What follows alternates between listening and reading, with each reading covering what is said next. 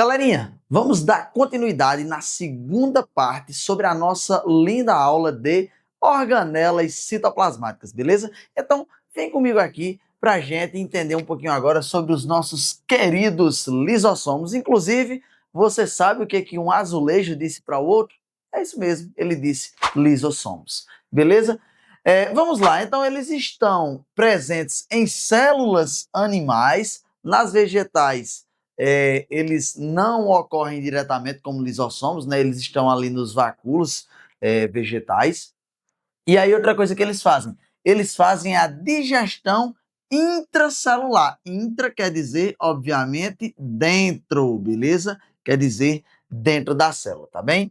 Então eles vão fazer o processo de digestão lá dentro das nossas queridas células. E tem um detalhe, essas enzimas que funcionam fazendo esse processo de digestão, elas trabalham em um pH ácido, que é aproximadamente 5, tá certo? Então tem que ter até um certo cuidado, porque essas organelas, os lisossomos, eles têm aquele revestimento de uma camada lipoproteica que isola justamente o lisossomo do restante da célula. Porque imagina só, se essas enzimas digestivas elas se rompem, a gente poderia ter ali um determinado problema. Obviamente que se essas enzimas elas funcionam num pH 5 dentro do lisossomo e o pH da célula não é ácido, é um pH mais básico, obviamente elas iriam desnaturar e não iriam funcionar corretamente, tá certo? Mas olha só, tem outra coisa que eu quero explicar para vocês, que é dois tipos de lisossomos que nós temos, o primário e o secundário, tá certo? O primário é o lisossomo que ele está inativo, ele está lá, paradinho na célula, prontinho para atuar, mas ele não está atuando ainda, ele não está digerindo nada. A partir do momento que esse danadinho aqui, ele começa a estar ativo, ele começa a atuar, eu chamo ele de lisossomo secundário, beleza? E aí existe um processo chamado de heterofagia, que eu queria chamar a sua atenção, inclusive, para essa imagem, para você conseguir entender direitinho o que a gente está falando aqui, tá certo? Então, olha só, vem aqui comigo, olha só. Aqui a gente tem uma partículazinha externa, tá certo? Essa partícula ela está do lado de fora. Daí vem o nome heterofagia. Ela vai digerir aquilo que está fora da nossa célula, beleza? Preste bem atenção aqui, ó. Partículazinha azulzinha aqui, está do lado de fora da nossa célula, ela vai ser englobada por um processo de endocitose, tá certo? Colocar para dentro da célula. Lembra que nas aulas anteriores de citologia a gente fala sobre esses processos. Beleza. Essa partícula vai ser introduzida aqui dentro da nossa célula, tá certo? Aqui é a membrana plasmática de uma célula. Chegando na nossa célula, ela vai formar uma partícula chamada de fagossomo. Essa membrana é uma membrana lipoproteica oriunda da membrana plasmática mesmo, tá certo? E aqui a gente tem o nosso querido lisossomo primário. E essas bolotinhas em vermelho aqui são as enzimas digestivas desse lisossomo, beleza? O que é que vai acontecer? Vai ocorrer a junção do fagossomo com o lisossomo primário. Quando eles se juntam, a gente tem o lisossomo secundário. Veja que aqui no lisossomo primário ele só está parado aqui, ele não está digerindo nada. Aqui nessa segunda situação do lisossomo secundário, ele está cheio de enzimas digestivas aqui e a partícula já se englobou com ele. O que vai acontecer? Vai ocorrer o processo de digestão de quem? Dessa partículazinha aqui azul. E naturalmente ela vai ser totalmente destruída. Ao final, nós formamos isso daqui, ó, que é o nosso querido vacúolo residual. Ou seja, são resíduos daquilo que não presta mais. Vai ser uma excreção que vai acontecer aqui. São substâncias que seria tipo o cocôzinho da célula, são restos de alimentos que não servem mais para nada, que a gente não consegue absorver, e isso acaba sendo aqui liberado para fora da nossa célula, fazendo uma limpeza celular, beleza? Isso é heterofagia. A autofagia, ela ocorre dentro da nossa própria célula. Então, é mais ou menos o mesmo processo, só que no lugar de você digerir uma substância que vem lá do exterior, você vai digerir o quê? Você vai digerir alguma organela ou alguma estrutura celular que é da própria célula, que já está dentro da célula, beleza? Isso é uma coisa bem comum também. E ainda existe uma coisa chamada de apoptose. Apoptose, sabe o que é isso? É a morte celular programada. Morte celular programada. Vez ou outra, algumas células, por alguns erros dentro da engenharia bioquímica dela, ela precisa ser destruída. Ela não serve mais para realizar as suas funções, beleza? Então, naturalmente, ela tem que ser ali destruída e ocorre ali a morte programada. Que é um exemplo bem simples que eu coloquei aqui, ó. A destruição da cauda do girino. O girino é aquele que vai gerar ali um sapinho e tal. E aí tem uma fase que ele é um girino, ele tem uma caudazinha, beleza? Essa cauda ela vai ser perdida. Como que ele vai perder essa cauda? As células que compõem essa cauda naturalmente vão morrer, elas vão se autodestruir. Esse processo a gente chama de apoptose, beleza? Agora a gente vai falar sobre os peroxissomos.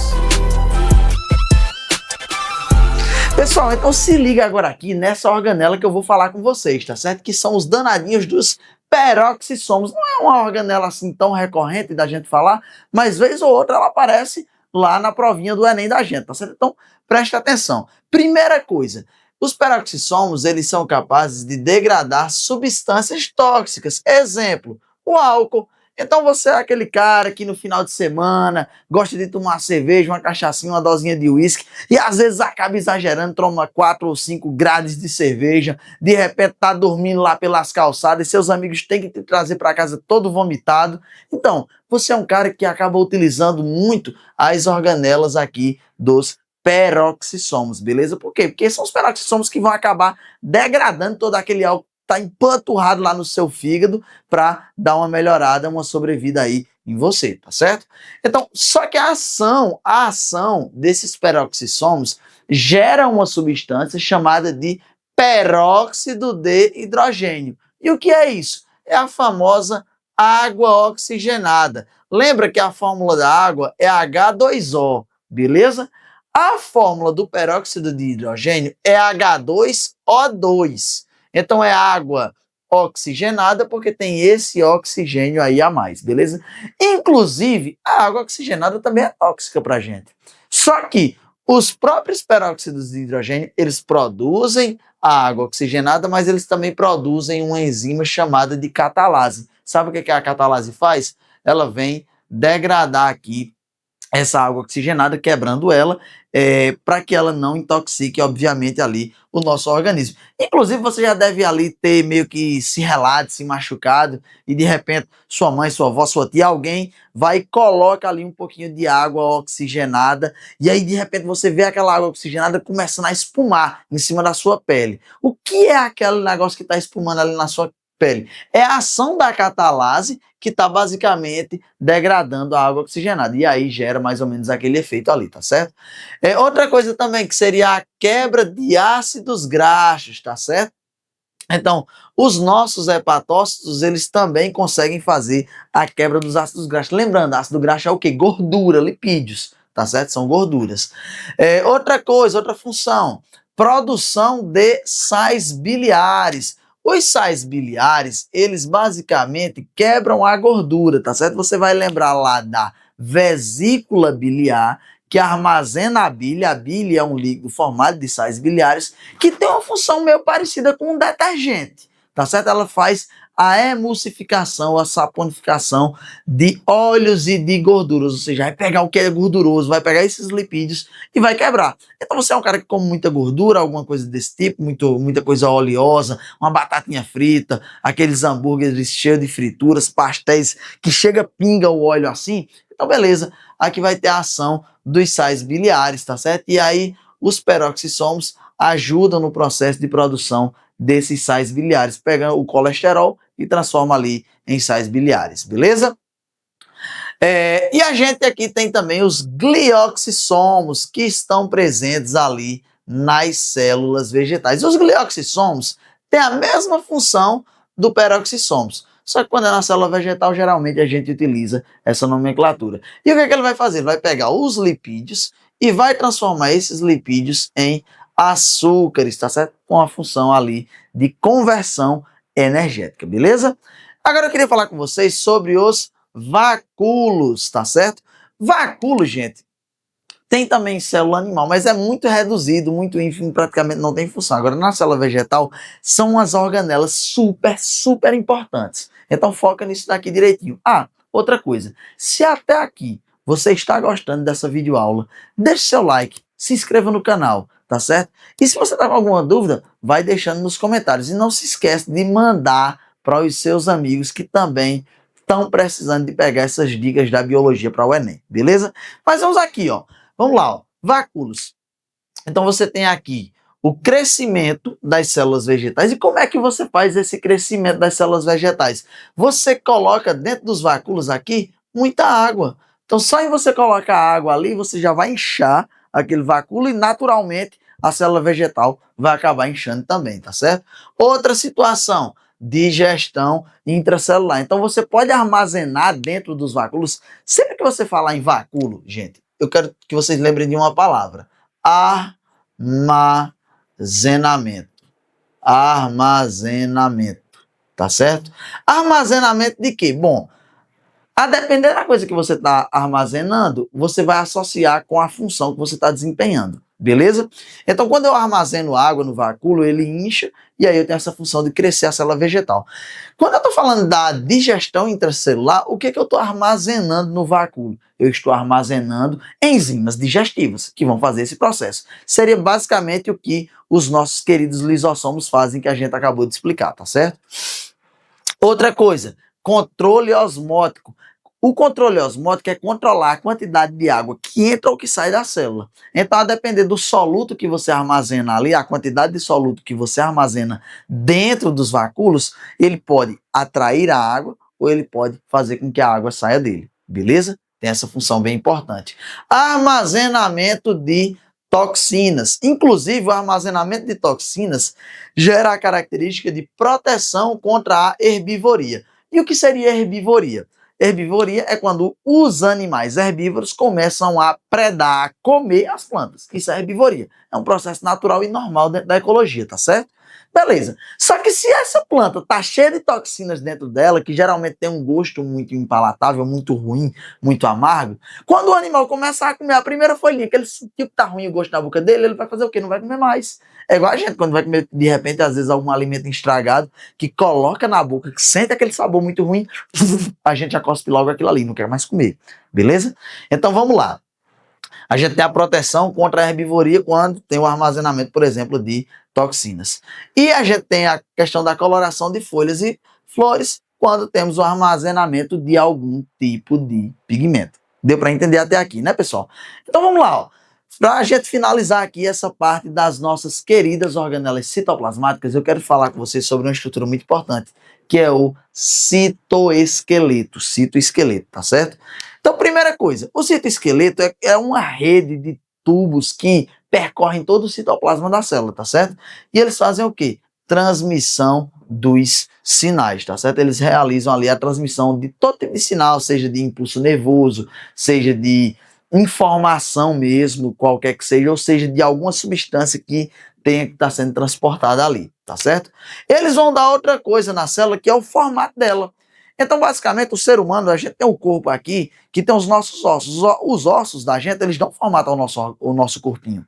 Só que na célula, ela também tem essa mesma metodologia. Quem é que vai dar o formato à célula ali? Ora, basicamente seria o nosso querido citoesqueleto. Outra situação é a ancoragem, é a célula conseguir ficar paradinha ali. Ela não está se balançando de um lado para o outro o tempo inteiro, tá certo? Outra situação é a mobilidade. Ela consegue ficar parada, graças ao citoesqueleto, que dá uma firmeza a ela, mas ela consegue se mover também graças ao citoesqueleto, porque é a partir do citoesqueleto que duas estruturas bem importantes surgem, que seriam cílios e flagelos, tá certo? Só para esclarecer, basicamente, ó, imagina que isso aqui é uma célula, tá? Uma caudazinha mais longa seria o flagelo, que vai fazer um movimentozinho assim nadantezinho, ondulatório, e vai conseguir se deslocar por todo canto. E os cílios seriam esses vários cabelinhos pequenininhos que ficam arrodeando aqui, que serve de órgão sensorial, também ajuda no deslocamento, serve para varrer o catarrozinho nas nossas vias aéreas, tem uma série de funções. Então, flagelo geralmente é apenas um, e os cílios são dezenas ou centenas de unidades, tá certo? E o citoesqueleto ele é formado de três estruturas principais. Os microtúbulos, que são as estruturas maiores, os microfilamentos, que são as estruturas menores, e os filamentos intermediários, que nem é tão grande nem tão pequeno, tá? O nome intermediário já é bem autoexplicativo. Vamos ver o que cada um deles faz. Os microtúbulos, eles são formados por uma estrutura chamada de tubulina. E sabe para que eles servem? Para a formação das fibras do fuso. Ou seja, na hora da divisão celular, e não se preocupe, divisão celular também vai ser postado uma aula em breve aqui no canal sobre essa temática, tá bem? Quando eu postar a aula, eu coloco aqui na descrição do vídeo também. Então vamos lá. As fibras do fuso, elas auxiliam no processo de divisão celular separando os cromossomos. A gente vai estudar isso detalhadamente, mas a divisão celular só ocorre se tiver isso, tá bem? Os microfilamentos, eles são formados de actina e têm função na contração muscular. E os filamentos intermediários, eles são formados de queratina e eles conferem mais firmeza a várias estruturas celulares, como por exemplo o núcleo dessas células. Beleza, pessoal? Gente, por enquanto nós vamos ficando por aqui, mas não se esqueça, continue dedicado ao seu objetivo, que é a aprovação no Enem. E eu garanto que posso te ajudar a realizar o seu sonho. Forte abraço a todos e até a próxima.